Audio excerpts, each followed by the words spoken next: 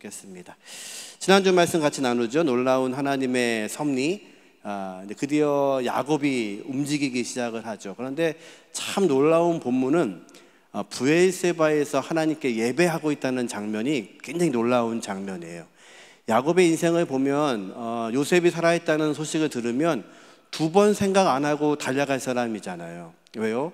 야곱의 인생이 그동안 그랬어요. 복을 위해서라면 뭐 거짓말을 해도 어떤 방법을 사용해도 복 받는 것을 위해서 살았던 인생이잖아요. 그런데 요셉이 살아있다는 이야기, 더군다나 애굽의 총리라는 얘기를 들으면 그의 본능적으로 뛰어갔어야 될 사람인데 놀랍게도 브엘세바에서 예배를 드려요. 브엘세바는 이스라엘 가나안 땅, 하나님 약속하신 땅의 가장 남쪽이죠. 거기를 지나가면 이제 가나안 땅을 벗어나는 거예요. 그 브엘세바는 여러분 기억하시는 것처럼 아브라함이 예배했던 곳이고, 하나님이 이삭 우물을 파면서 계속 이동을 시키셨죠. 마지막 온 곳이 그 브엘세바였어요. 거기서 하나님께 예배하죠. 그러니까 그곳은 이 가문에게 있어서는 하나님께 중요한 것을 묻는 장소인 거죠. 거기에 야곱이 무릎을 꿇고 있는 거죠. 우리가 구약의 하나님을 설명할 때 이렇게 얘기하죠. 아브라함의 하나님, 이삭의 하나님, 야곱의 하나님. 근데 야곱이 거기서 누구에게 기도하냐면 아버지 이삭의 하나님께 예배했다고 표현해요. 그러니까 아직은 그 하나님이 야곱의 하나님은 아니신 거예요. 근데 그 순간을 통해서 이제 하나님은 아브라함, 이삭, 야곱으로 이어지는 이 족장들의 은혜들을 드디어 이루시는 거죠. 여러분 기억하시나 모르겠어요. 우리가 지금 이 창세기를 나누면서 족보 얘기를 하고 있는데 아브라함의 인생은 아브라함의 인생이 아니라 이삭이 살았던 삶이 아브라함의 인생이에요. 그러니까 여러분의 인생은 여러분의 자녀가 어떻게 살고 있느냐가 여러분의 인생을 평가받는 거거든요. 그러니까 이삭의 인생은 뭔가요? 하나님 앞에 순종해서 번제단 위에 올라가는 인생.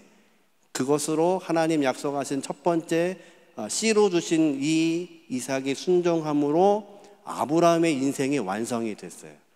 그러면 이삭의 인생은 누구를 봐야 되나요? 야곱을 봐야 돼요. 야곱은요 끊임없이 복을 위해서 달려가고 있던 그 야곱이 이제 브엘세바에 무릎을 꿇고 있어요. 이제 이삭의 인생이 완성이 된 거죠. 그러면 야곱의 인생은 누구를 통해서 이루어지는 건가요? 요셉의 인생을 봐야 되는 거죠. 그것은 뭐냐면 하나님이 미리 보내셨다는 것을 깨달아야 야곱의 인생이 이제 완성이 되는 거예요. 오늘 본문이 그런 거잖아요. 네 얼굴을 보니까 더 이상 내가 더 이상 바랄 것이 없다. 그 얼굴이라는 뜻이 미리 보냈다는 단어랑 똑같은 단어예요. 그러니까 미리 사람을 보내는 이스라엘 사람들의 풍습은 뭐냐면 가족을 대표해서 미리 보내는 거예요. 인사로. 그러니까 지금 야곱은요 유다를 요셉에게 미리 보내서 고센 땅으로 가야 되는 것을 조정하고 있는 것 같이 하나님은 요셉을요 미리 보내신 하나님의 구원의 사람이었죠.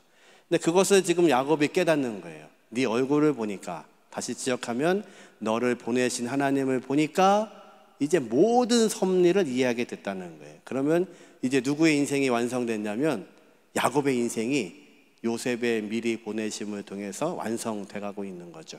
그래서 성경을 이렇게 통으로 우리가 같이 말씀을 나눠야 되는 이유가 여기에 있어요. 이것들을 통해서 역사하시는 계속되는 얘기들을 우리가 이렇게 나눠가는 거죠.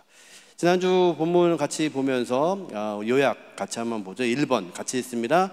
나의 연약함을 책망하지 않으신다. 야곱이요 이제 두려운 거예요. 이곳을 떠나는 것이 두려운 거예요. 그런데 하나님이 그를 찾아오셔서 이스라엘아 이렇게 안 부르시고 야곱아 이렇게 부르시는 거예요. 집에 가서 한번 본문을 한번 다시 한번 쭉 보세요. 하나님이 야곱을 이야기할 때 어떤 본문은 이스라엘이, 오늘도 본문에도 그랬어요. 이스라엘이라고 쓰고 있기도 하시다가 어느 때는 야곱이라고 쓰세요. 이스라엘이라는 이름을 쓰실 때에는 그 사람의 한 명을 얘기하는 게 아니라 대표로 말씀하시는 거예요. 민족이 될 대표. 그래서 그들은 이스라엘이에요. 그런데 여전히 그는 야곱인 거예요.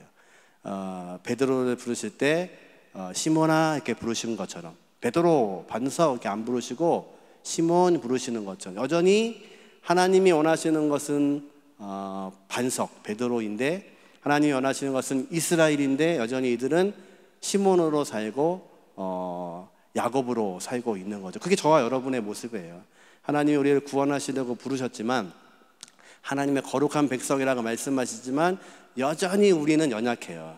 우리의 모습이 있어요. 그런데 하나님은 우리를 책망하지 않으시고 우리의 옛 이름을 부르시는 거예요. 옛 성품을 부르시는 거예요. 그러니까 그게 은혜이죠. 만약 하나님은요 깐깐하셨던 분 같으면 여기 살아있을 사람이 아무도 없다니까요. 우리가 실수하면 실수하는 대로, 넘어지면 넘어지는 대로 제거하셨으면 우리는 살 수 없죠. 그런데 하나님의 은혜는 끊임없이 우리의 이름을 부르시는 거예요. 아무개야, 아무개야, 야, 야 부르시는 거예요. 괜찮아, 괜찮아.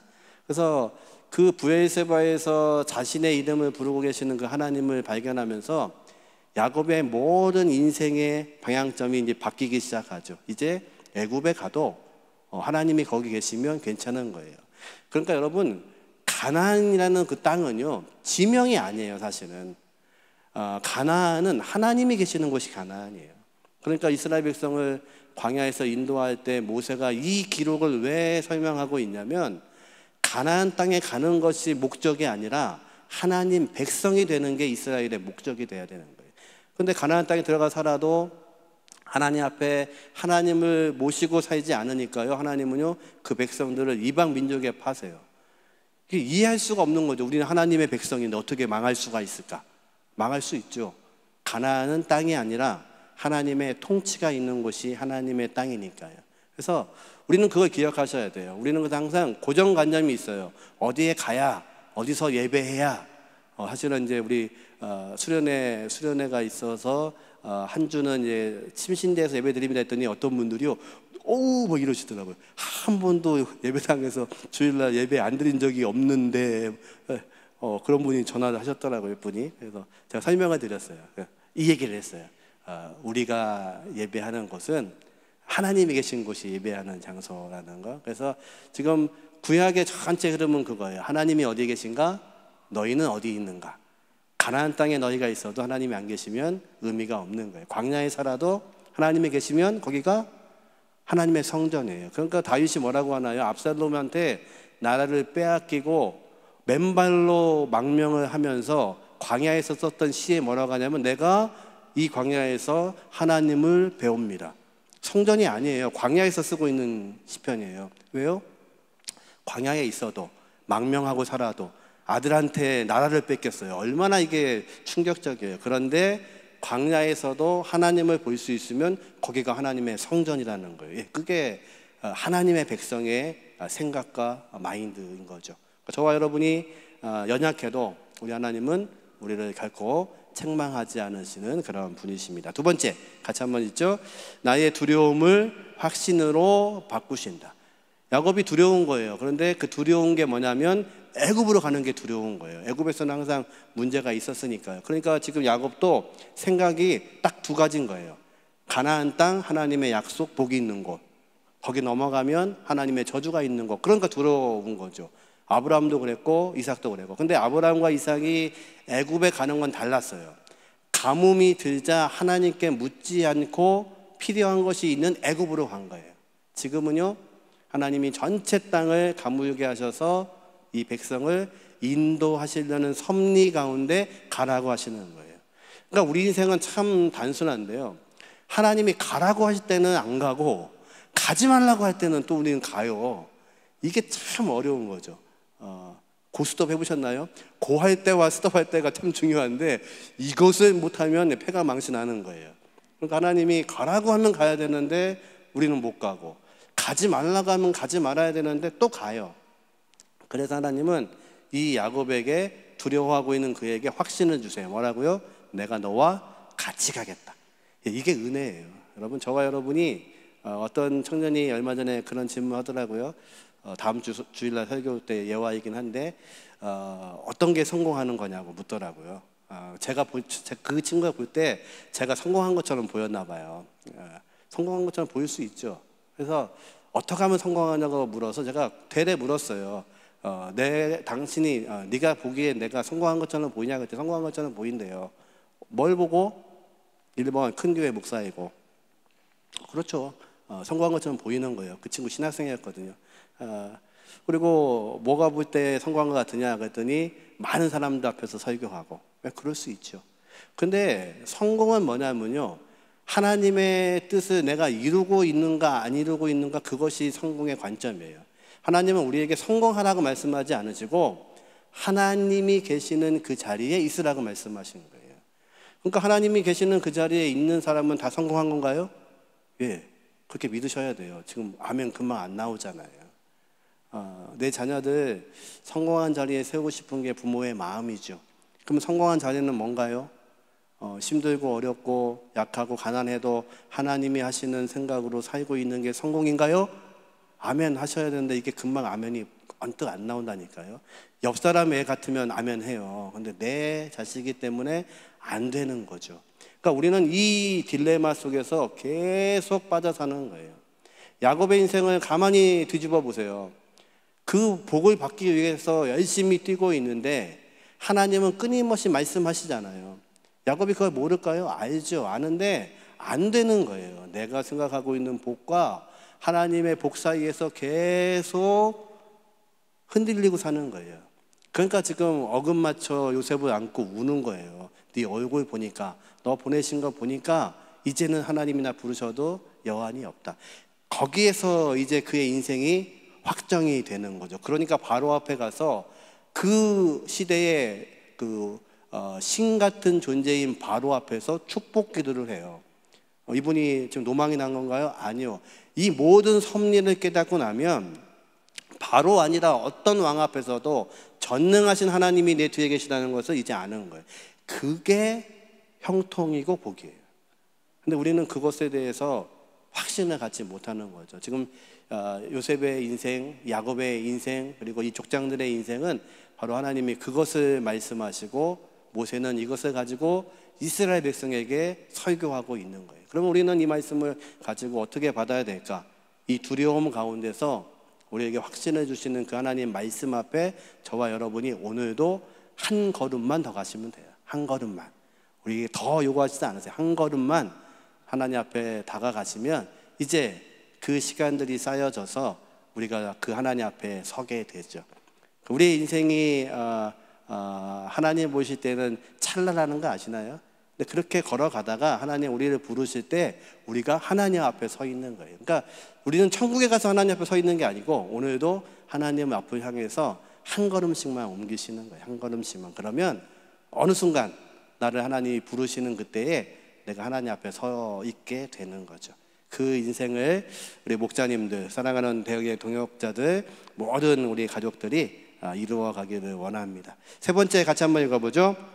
나의 가정을 하나님의 백성으로 회복시키십니다. 지난주 본문 마지막에 보면요, 그 자녀들이 이제 이주하기 시작하는데 뭐라고 되어 있냐면 야곱의 아들들이라고 안 하고 이스라엘의 아들들이 이렇게 기록을 해요. 왜요? 그들은 연약해도 하나님이 이스라엘의 나라를 만드실 자녀이기 때문에. 그러니까 하나님이 우리의 가정을 바라보실 때에는요, 아이고 형편없네, 그렇게 해서 살겠어, 이거는 우리가 보는 거고요. 하나님은요, 내 자녀, 내 백성, 내 아들들, 내 딸들 이렇게 말씀하신다는 거예요. 그게 우리에게는 능력이죠. 그래서 그 능력으로 우리의 가정들이 회복되고, 그래서 한 번도 하나님 앞에 순종하지 못했던 이 야곱의 자녀들이 이제 하나님은 그들을 통해서 민족을 만드시고 역사를 하시고, 그 중에 한 명이 저와 여러분이시잖아요. 하나님이 우리를 세우셔서 하나님의 백성 되게 하시는 것, 그것이 하나님의 정말 놀라운 하나님의 섭리이신 거죠. 그 섭리를 경험하시는 우리 목자들 되기를 원합니다. 질문 같이 한번 읽어보죠. 1번, 당신의 두려움은 무엇이며 어떻게 하나님께 그 두려움을 맡겨드리겠습니까? 뒤가 중요해요. 여러분의 두려움이 있는 거는 어쩔 수 없어요. 인간인지라. 근데 이 두려움을 하나님께 어떻게 맡기겠습니까? 그게 중요해요. 여러분 어떻게 맡기실래요? 어떻게 의지할 수 있나요? 어떻게 하면 맡기는 건가요? 우리는 이건 쉽게 얘기하는데 우리의 삶은 잘 안 돼요. 하나님이 우리를 섭리하신다는 모든 것, 그것을 우리가 깨닫지 못하면 우리는 그분께 맡길 수가 없어요. 제 살 빠진 얘기를 괜히 한 게 아니라 진짜 그 원장님이 그러더라고요. 하나님 섭리예요. 섭리는 뭐냐면 암만은 안 좋은 일이 생겨도 그걸 통해서 나에게 말씀하시면 섭리인 거죠. 그분 다른 교회 장로님이시거든요. 맨날 저 보시면 맨날 그러셨어요. 목사님 운동해야 돼요. 한 달 뒤에 가면 이게 약을 먹어야 되는데 이거 내가 목사님을 믿어야 되는데 못 믿겠어요. 그러셨거든요. 근데 계속 못 믿겠다가 하시더니 지난달에 갔을 때에는 2번도 말씀 안 하시더니 처방을 하신 거예요. 원장님 저하고 지금 계속 얘기하셨는데 이제는 목사님을 제가 못 믿어요. 그래서 처방했어요. 그리고 얘기하시더라고요. 운동하셔야 돼요. 이거 안 드시려면 진짜 운동하셔야 돼요. 그리고 이제 뵈니까 그 얘기 하시는 거예요. 우리 인생에 그런 거잖아요, 목사님. 우리가 아무리 안 좋은 일이 벌어져도 그걸로 하나님이 바꾸신다는 걸 알면 그게 섭리잖아요. 그 정서를 딱 맞는 것 같았어요. 제가 설교하고 있는 내용이잖아요. 그러니까 하나님은 그렇게도 말씀하세요. 그러니까 우리의 인생에서 섭리는 뭐냐면 아무리 지금 일어나고 있는 눈물과 아픔과 어려움이 있어도 그걸로 하나님이 어떻게 쓰실 거라는 것을 안다면 그게 섭리예요. 그러니까 오늘도 웃을 수가 있는 거죠. 그래서 하나님께 이 두려움을 맡긴다는 것은 뭐냐면요, 내 인생을 섭리하신다는 그 하나님을 우리가 믿고 있다면, 야곱을 만나주시는 그 하나님이 저와 여러분의 하나님이라는 것을 믿고 있다면, 그 믿음으로 살기를 원한다면, 그분이 인도하실 것을 믿는다면 우리를 통해서 일하실 하나님의 계획이 있다는 거죠. 그걸 통해 하나님이 힘을 주시기를 원합니다. 마지막 2번 같이 한번 읽어보죠. 우리의 가정이 하나님이 원하시는 복이 되기 위해서 무엇을 결단하셔야 됩니까? 애굽으로 이주한 가족을 70명이라고 기록했는데요, 사도행전에 스데반 집사가 이 본문을 가지고 설명할 때에는 숫자가 달라져요. 그리고 자세히 그 본문을 읽으시면 이 숫자를 의도적으로 맞추고 있다는 것을 알게 돼요. 자녀들의 숫자, 이름들을 보면 어떤 사람은 빼고 어떤 사람은 딸인데도 집어넣고 또 어떤 사람은요, 그 요셉의 자녀들도 거기에 넣어놓고요. 그래서 70이라는 숫자를 모세가 의도적으로 맞추고 있는 거예요. 사실은 70명이 갔다는 얘기가 아니라 더 많이 갔을 수도 있어요. 더 적게 갈 수도 있고. 근데 모세는 지금 무슨 얘기를 하고 싶으냐면 70이라는 숫자가 이스라엘 백성에게는 완전수예요. 7 완전수죠. 7의 10배 더 완전수죠. 그래서 하나님의 완전하신 섭리가 이루어졌다는 것을 70이라는 숫자로 표현을 하고 있는 거예요. 그래서 이 가족들을 통해서 하나님은 무엇을 원하시냐면 완전한 백성을 이루시기를 원하신다는 거예요. 형편없는 자녀들인데 하나님은 그렇게 하세요. 그래서 애굽에 올 때 자녀들이요, 바로가 보낸 수레를 타고 왔어요. 그 당시에 수레는 애굽밖에 없어요. 지금으로 말하면 리무진 몇백 대가 출동한 거예요. 그 가족들을 다 태우고 그 애굽으로 가는 거예요. 이 히브리 사람들이 어떻게 그런 은혜가 있나요? 잘한 게 있나요? 아니요, 잘한 거 아무것도 없어요. 형편없는 가족이에요. 그런데 하나님이 그들을 그렇게 만들어 가시는 거죠. 그게 하나님께서 저와 여러분의 가정을 섭리하시는 하나님의 방법이세요. 우리 가정이 그러면 하나님 앞에서 이런 복을 받기 위해서 우리는 어떤 결단을 해야 될까? 그게 있으셔야 돼요. 우리가 어떻게 살아야 되는구나. 우리가 그래도 하나님 앞에서 이렇게 살아야지. 우리 가정이 이렇게 해야지. 그 결단이 있어야 하나님은 저와 여러분을 그렇게 인도해 가시죠. 방학 동안에 우리의 가정들이 하나님이 원하시는 이 놀라우신 완전한 섭리 안에 들어가시는 귀한 은혜들이 있기를 주님의 이름으로 축원합니다. 이제 수련회 장소에서 뵐 때 하나님이 우리에게 주시는 귀한 은혜 때문에 함께 나누고 귀한 것들 나눌 수 있는 또 시간들 되면 좋겠습니다. 기도하겠습니다. 아버지 하나님 감사합니다. 오늘도 하나님의 놀라우신 섭리 가운데 우리를 부르시고 인도하신 것 감사합니다. 이제 종강하고 여름방학을 맞는 그 시간 속에서도 하나님 우리의 가정들을 인도하시고 하나님의 귀하신 계획과 복이 이루어져 갈 수 있도록 인도하여 주옵소서.